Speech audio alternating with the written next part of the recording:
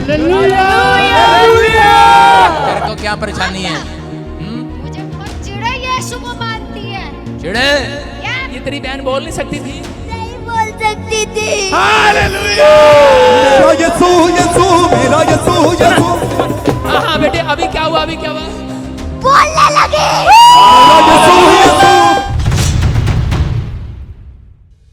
अपना फोन खोलते ही हम सब ने इस तरह की काफी वीडियोस अपने फोन में लॉन्ग या शॉर्ट दोनों ही फॉर्मेट में जरूर देखी होंगी।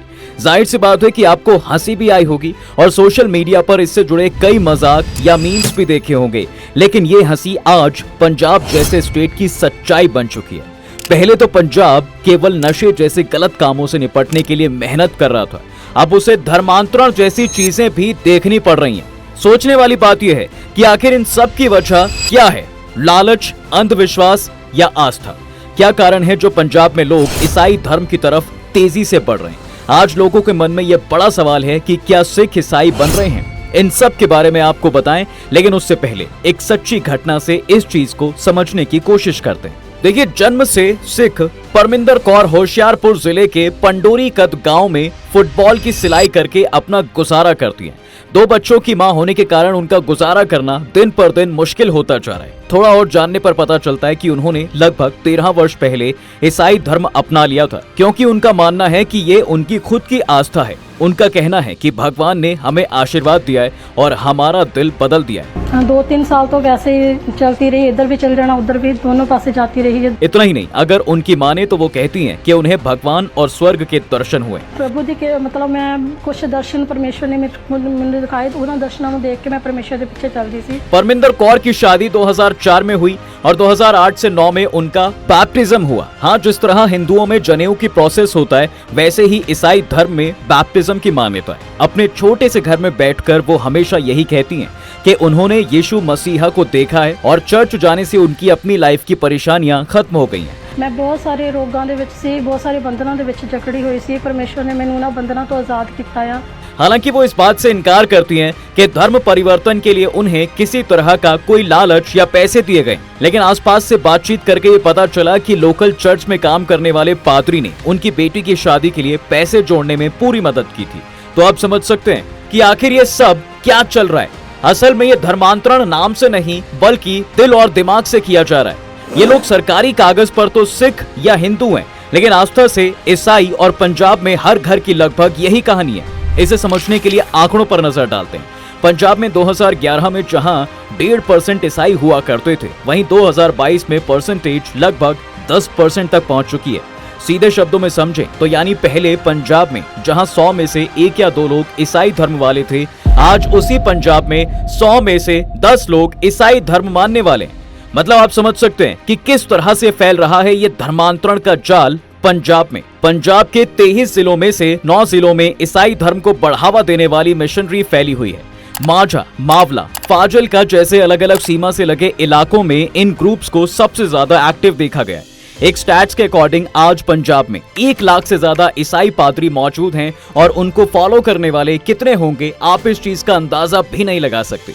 एक धर्म से दूसरे धर्म में बदलाव का ये मामला इस कदर बढ़ चुका है कि लोकसभा चुनाव प्रचार में लगे देश के होम मिनिस्टर अमित शाह को भी पंजाब में आकर धर्मांतरण को लेकर लोगों को चेतावनी देनी पड़ी।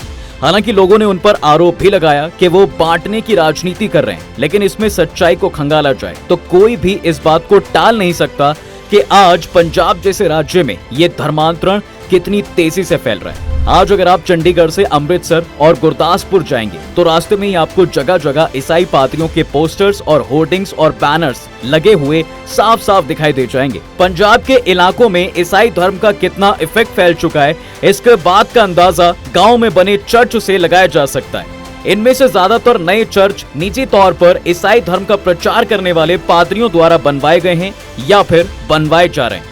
कई जगहों पर ईसाई धर्म मानने वाले लोगों ने घरों में ही चर्च को बना लिया है। वहाँ के लोकल लोगों का कहना है कि धर्मांतरण खास तौर पर पंजाब के पाकिस्तान से जुड़े बॉर्डर वाले इलाकों में हो रहा है, जिसमें बटाला, गुरदासपुर, फतेहगढ़, डेरा बाबा नानक, मजीठा, अजनाला और अमृतसर के रूरल इलाके इसमें शामिल हैं। इस पर जब शिरोमणि गुरुद्वारा प्रबंधक कमेटी के प्रमुख हरजिंदर सिंह धामी से पूछा गया तो उन्होंने बताया कि हाँ, ये हुआ है। लेकिन उनका यह भी मानना है कि पिछले कुछ समय में गुरदासपुर जिले में लोग लार्ज स्केल पर ईसाई धर्म से जुड़े हैं और इसीलिए अब शिरोमणि गुरुद्वारा प्रबंधक कमेटी की तरफ से गुरदासपुर में सिख धर्म के प्रचार के लिए बड़ा अभियान शुरू किया जा रहा है।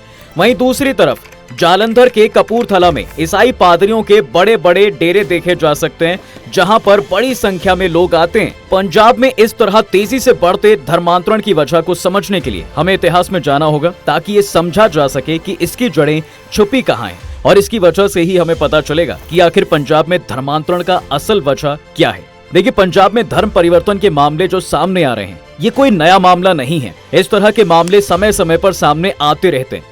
पॉलिटिकल एनालिस्ट बताते हैं कि आजादी से पहले सिखों में अमृत प्रचार, आर्य समाज में शुद्धि और इस्लाम में तबलीग और तंजीम नाम के अलग अलग मूवमेंट्स चलाए गए थे। इसके साथ ही पंजाब आज तक जाति व्यवस्था को लेकर बहुत ही ज्यादा ऑर्थोडॉक्स यानी रूढ़िवादी सोच वाला स्टेट रहा है।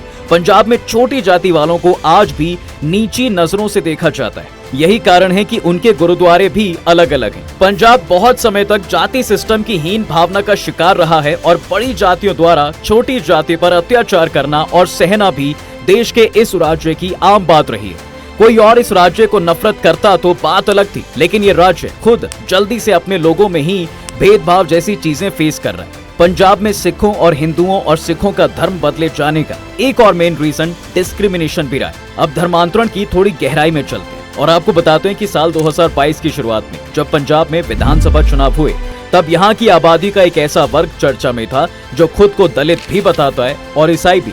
वास्तव में ये लोग वो हैं जिन्हें मिशनरियों ने कन्वर्ट कर ईसाई बना दिया है। धर्मांतरण का ये मामला इतना गंभीर है कि आप इस बात का अंदाजा इस चीज से लगा सकते हैं कि अकाल तख्त के जत्थेदार ज्ञानी हरप्रीत सिंह को सामने आकर धर्मांतरण विरोधी कानून की मांग करनी पड़ी थी। अब भला कोई क्यों इस तरह के कानून की मांग कर सकता है? यही नहीं, उन्होंने ये साफ साफ शब्दों में कहा है कि ईसाई मिशनरियां पंजाब में जादुई और मैजिक इलाज और कपट से सिखों का जबरन धर्म परिवर्तन करवा रहे हैं। पंजाब के सिखों और हिंदुओं को ईसाई धर्म में कन्वर्ट करने के लिए हद से ज्यादा गुमराह किया जा रहा है। उन्होंने ये भी बताया था कि वोट बैंक की राजनीति के कारण सरकार उनके खिलाफ कार्रवाई करने के लिए भी तैयार नहीं है।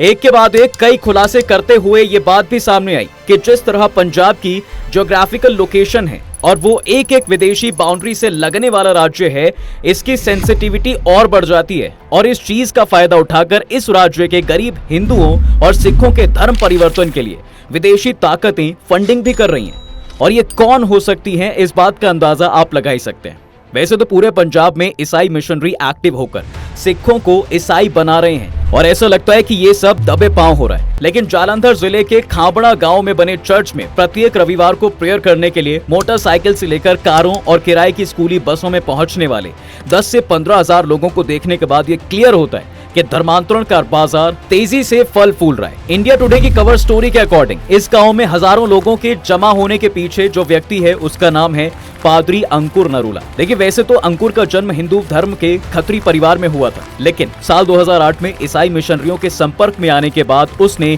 धर्मांतरण कर लिया और इसके बाद उसने अंकुर नरूला ट्रस्ट की स्थापना की और फिर church of science and wonders भी स्टार्ट कर दिया।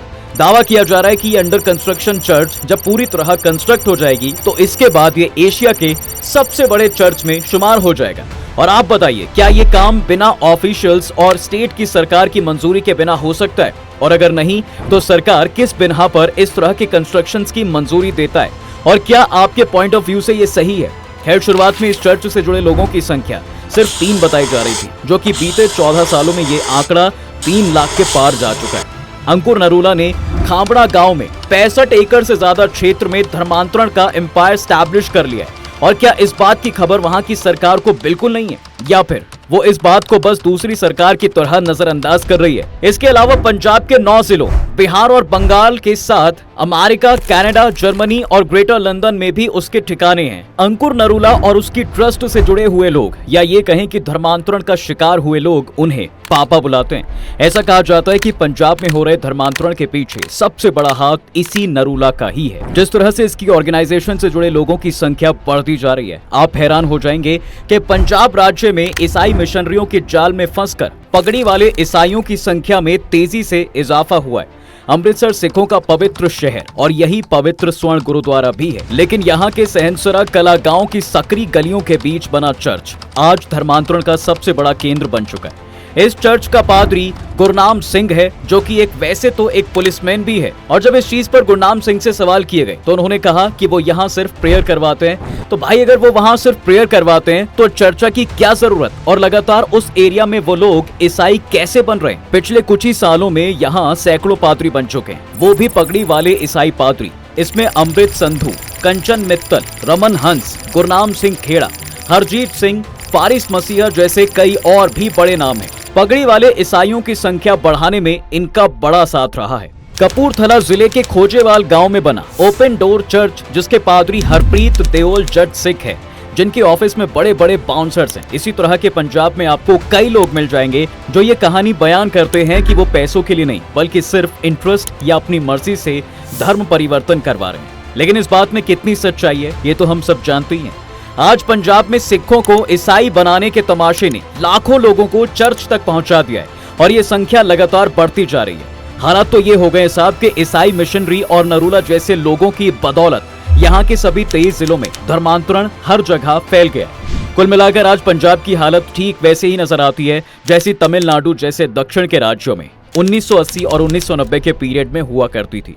हालांकि शिरोमणि गुरुद्वारा प्रबंधक कमेटी के अध्यक्ष एच.एस. धामी धर्मांतरण पर ज्यादा परेशान नहीं दिखाई देते, क्योंकि उनका मानना है कि जब लोगों की आंखें खुलेंगी तो वो खुद अपने सही धर्म की तरफ लौट आएंगे। हाँ, लेकिन उन्होंने इसके लिए अभियान चलवाए हैं जिसके तहत सिख स्वयंसेवक अपने धर्म का प्रचार करने घर घर जा रहे हैं। लेकिन इन सब के बीच एक सबसे बड़ा सवाल आपके लिए वो ये है कि पंज प्यारों की जमीन पंजाब पर कैसे देखते ही देखते पगड़ी वाले ईसाई छा गए। और इस सवाल का जवाब ढूंढने में पंजाब जितनी देरी करेगा, धर्मांतरण माफिया की जड़ें उतनी ही मजबूत होती जाएंगी। आपकी क्या राय है इसमें, हमें कमेंट करके जरूर बताएं। और हाँ, चैनल को सब्सक्राइब करना बिल्कुल ना भूलें।